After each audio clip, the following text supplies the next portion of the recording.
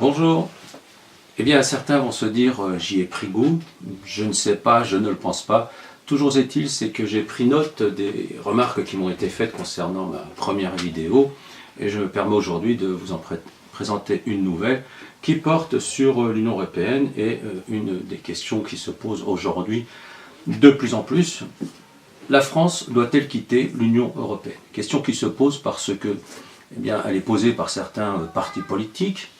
Et cette question posée, eh bien, aujourd'hui, freine cette construction, freine ce processus d'intégration de l'Union européenne et surtout met peut-être en danger l'Union européenne certainement, mais surtout l'avenir peut-être de la France. Alors, une toute petite réflexion, trois pistes de réflexion qui vont nous permettre bien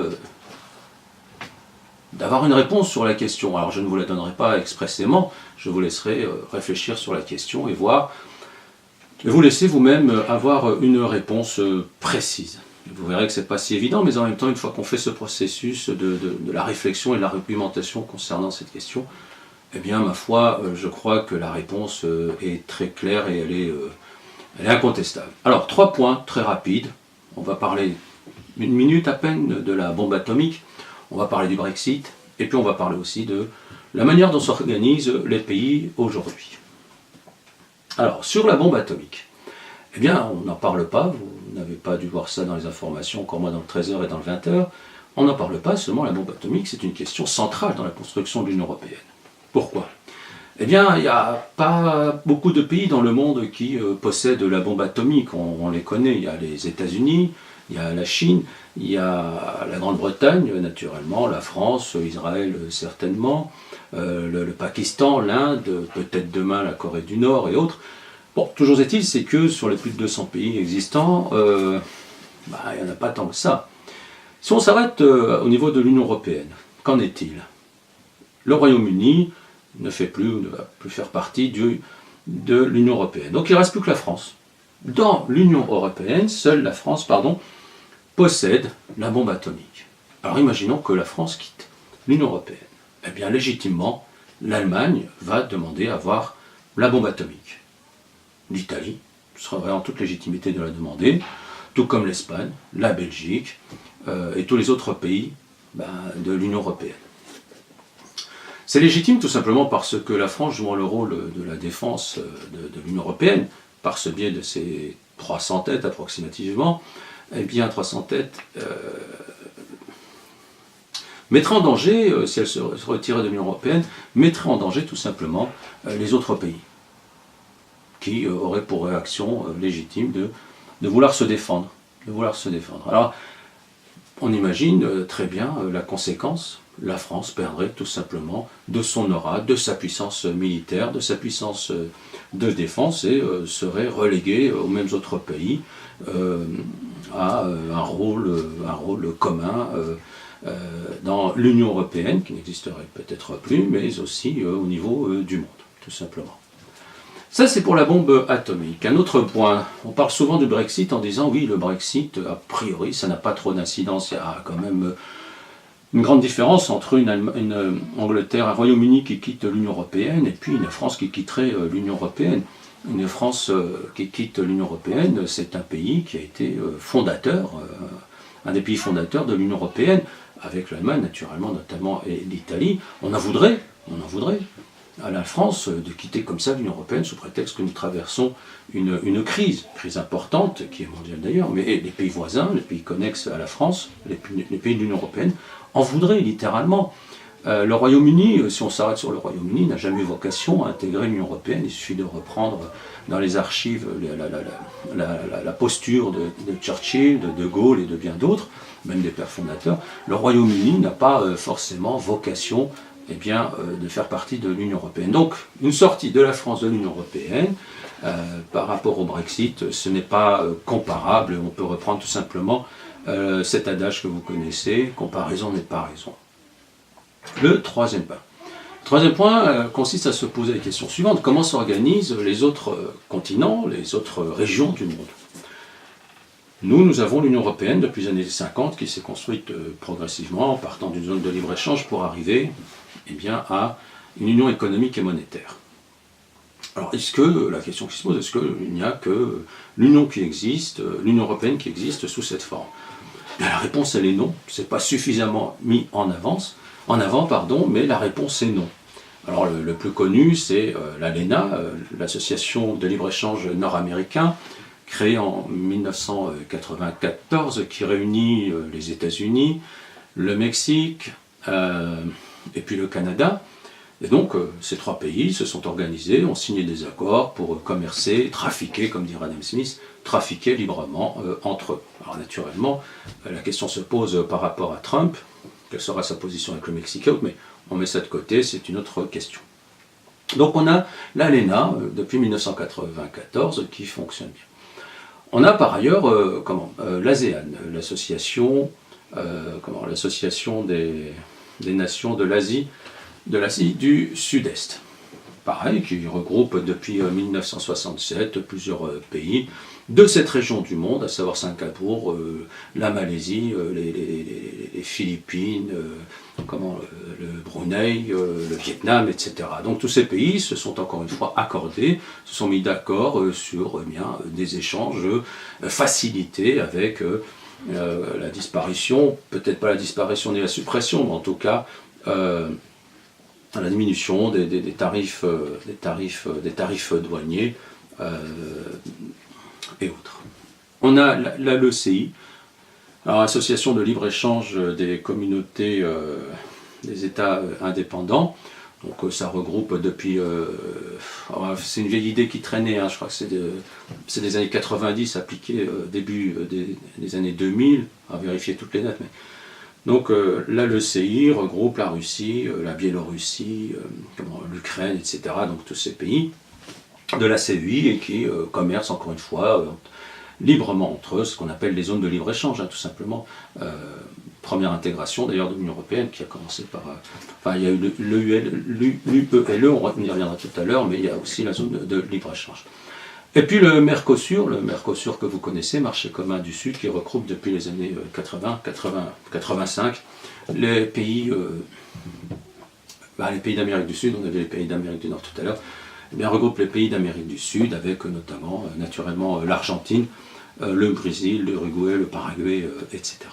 Alors, on a eu plusieurs continents, il reste maintenant à étudier d'autres continents tels que l'Afrique. Alors qu'en est-il de l'Afrique? Est-ce que l'Afrique est, encore une fois, le laisser pour compte? Non, l'Afrique n'est pas en reste. Il existe trois grandes régions, et naturellement beaucoup d'autres, mais les trois plus connues sont la CAE. Bon, la CAE naturellement qui n'a rien à voir avec la communauté d'agglo d'Épinal, on est bien d'accord. Il y a la CAE, le COMESA, et puis le SADC. Voilà, SADC, donc ce sont trois régions du monde qui regroupent plusieurs pays d'Afrique, l'objectif étant de coordonner leur politique économique, commerciale, de développement, et puis de créer des liens naturellement. Ces trois, d'ailleurs, ce qui est intéressant, je l'arrêterai là, ce qui est intéressant par rapport à ces trois régions du monde d'Afrique, ces trois régions d'Afrique, ces trois zones d'Afrique, c'est que, il me semble que c'est cette année, je n'ai pas tout réactualisé le propos, mais depuis à partir de 2017, ils devraient se réunir pour créer une très grande zone de libre-échange. Alors, qu'est-ce que cela veut dire? Ça veut dire tout simplement que le processus que l'Union européenne a entamé depuis les années 50, avec les pères fondateurs de l'Union européenne, qui consistait simplement à créer un espace de paix, un espace de sécurité, un espace de libre-échange, est parti donc d'une idée, d'une vieille idée de Lévi-Strauss, qui consiste à entrecroiser au départ. Bon, si on prend Lévi-Strauss d'entrecroiser les familles, c'est-à-dire qu'en croisant les familles, on apaise la société. C'était le principe aussi dans l'ancien royaume. C'est pour ça que les rois s'arrangeaient pour que leur enfant, prince ou princesse, s'unit avec un prince ou une princesse d'un autre pays. C'était tout simplement pour éviter les guerres. Le principe des pères fondateurs de l'Union européenne est le même, c'est-à-dire qu'en mélangeant les économies des pays de l'Union européenne, on augmente la possibilité de ne pas vivre de guerre. C'est ce qui s'est passé puisque depuis les années 50, on peut le dire, dans l'Union européenne, il n'y a pas eu de guerre parce que cet entrecroisement des pays, cette interdépendance qui a commencé avec des échanges commerciaux par le CECA notamment, eh bien, le commerce du charbon et de l'acier, commerce européen du charbon et de l'acier, eh bien, a favorisé peu à peu une relation complètement apaisée entre les pays membres. Donc on voit bien que ce n'est pas un processus propre à l'Union européenne, c'est un processus qui existe ailleurs. Alors ailleurs, c'est vrai, ils ne sont qu'au niveau de la zone de libre-échange, avec une volonté de baisser les droits de douane, une volonté de commercer plus facilement. Mais si on regarde de plus près, l'Union européenne a commencé de la même manière, elle a commencé à partir d'une zone de libre-échange, enfin, ou la AELE, l'Association européenne de libre-échange. D'ailleurs, si on regarde au niveau des accords, puisque certains nous demandent, enfin préconisent un isolement de la France, eh bien même le Liechtenstein, même la Suisse, pays neutre par excellence, eh bien, font partie de la AELE, c'est-à-dire l'association d'échange européenne, l'association européenne de libre-échange. Donc ça montre bien qu'il y aura de toute manière, quoi qu'on décide, une nécessité de rester ensemble et de commercer ensemble, et qu'il est littéralement aujourd'hui de se retirer de tout ce système planétaire, si on met de côté la mondialisation, ou la globalisation financière, eh bien il paraît très compliqué aujourd'hui de revenir là-dessus. Il paraît, je ne donne pas de réponse, c'est simplement un sentiment, et on va revenir tout à l'heure sur ce sujet. Donc, peut-on-nous aujourd'hui, alors que tout le monde crée des zones de libre-échange, crée des zones de trafic et de commerce et de développement économique, de moins de coopération, la question qui est posée, elle est simple, peut-on, nous, Européens, nous, la France, quitter l'Union européenne? Quelles en seraient les conséquences? Vous voyez bien que la réponse, elle est quand même claire, mais en même temps, elle est compliquée, puisque aujourd'hui, en guise de conclusion, la question, elle se pose par beaucoup de Français, par beaucoup de politiques. Alors, je pense qu'on ne pourra répondre à cette question, puisqu'il y a un doute aujourd'hui dans l'esprit de beaucoup de citoyens français. On pourra y répondre certainement que par le biais du référendum. Et je pense même qu'il faudra plusieurs référendums, malheureusement, parce que tant qu'on n'aura pas réglé la chose, avec une réponse majoritaire des citoyens, eh bien il y aura toujours ce doute, il y aura toujours cette gangrène qui va émettre des doutes sur le fondement et la justification de l'existence de l'Union européenne. Donc le référendum, moi à mon sens, de toute façon la question est toujours simple, il faut aller au minimum, je veux rester dans l'Union européenne. On peut imaginer une question comme ça, très courte, et c'est l'idéal, je veux rester dans l'Union européenne. La réponse elle est oui, elle est non. Si elle est non, la réponse est claire, et si elle est oui, par contre, il y a une autre question qui suit et qui est extrêmement importante, c'est celle qui consiste à se demander ensuite quel type d'Union européenne maintenant on veut construire.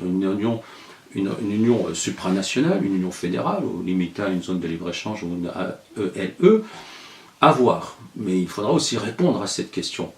Et d'ailleurs, cette question et référendum suscite encore deux autres questions simples qui portent sur la zone euro. Faut-il quitter la zone euro? Mais ça donnera peut-être lieu à une autre vidéo si vous le souhaitez.